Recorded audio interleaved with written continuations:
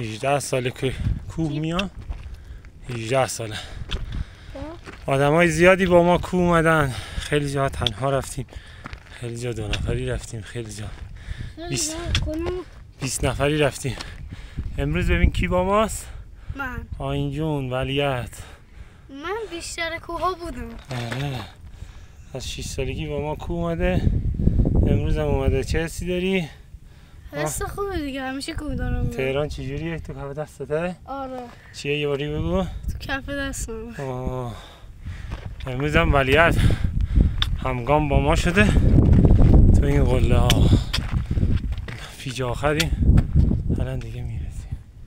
خیلی نمونده. اولین کوهی که رفتم کجا بود؟ اولین کوه رفتیم آبشاردار نوشهر بود.